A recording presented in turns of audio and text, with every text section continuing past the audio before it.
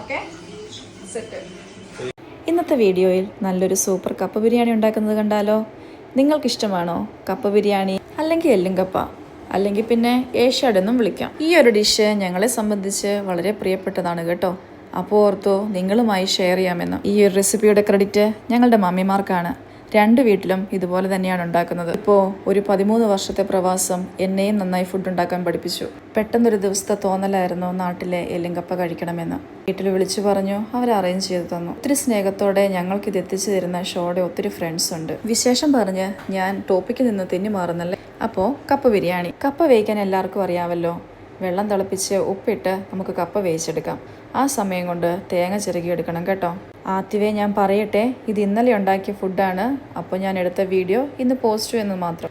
അപ്പോൾ സെറ്റല്ലേ? കപ്പ വെന്ത് ഊറ്റിയിട്ടുണ്ട് കേട്ടോ.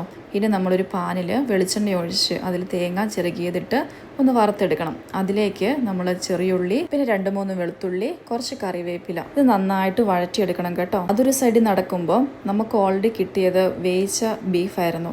അതുകൊണ്ട് അത് ജസ്റ്റ് ഒന്ന് ചൂടാക്കി തിളപ്പിച്ചെടുത്താൽ മതി കേട്ടോ. തേങ്ങ ഒരു ലൈറ്റ് ഗോൾഡൻ കളർ ആവുമ്പോൾ നമുക്കതിലേക്ക് കുറച്ച് മഞ്ഞൾപ്പൊടി, ഗരം മസാല, മല്ലിപ്പൊടി, കുരുമുളക് പൊടി, കുറച്ച് മുളക് പൊടി ഇതെല്ലാം ചേർത്ത് പച്ചമണം മാറും വരെ ഒന്ന് മൂപ്പിച്ചെടുക്കുക. എന്നിട്ട് തണുക്കാനായി പാത്രത്തിലേക്ക് മാറ്റി വെച്ചിട്ട് തണുത്ത് കഴിയുമ്പോൾ ഒരു മിക്സിയുടെ ജാറിൽ നന്നായിട്ട് അരച്ചെടുക്കണം. എന്നിട്ട് ഇത് തിളച്ചുകൊണ്ടിരിക്കുന്ന നമ്മുടെ എല്ല് കറിയിലേക്ക് ഒഴിച്ചിട്ട് നന്നായിട്ട് മിക്സ് ചെയ്തെടുക്കുക. നമ്മുടെ കപ്പ റെഡി ആയിട്ടുണ്ട്, നമ്മുടെ എല്ല് കറി റെഡി ആയിട്ടുണ്ട്.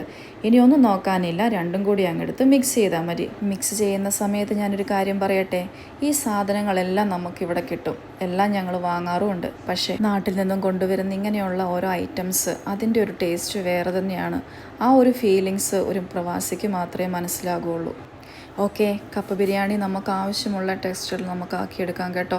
ഇനി ഉപ്പ് നോക്കേണ്ട സമയമാണ്, ടേസ്റ്റ് നോക്കേണ്ട സമയമാണ്.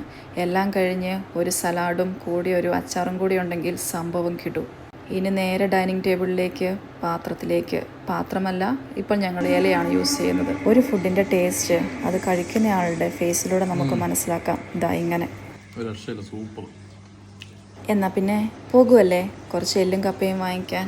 ഒന്ന് ട്രൈ ചെയ്യുമെന്നേ, എന്തായാലും നിങ്ങൾക്ക് ഇഷ്ടപ്പെടും. അടിപൊളിയാണ്.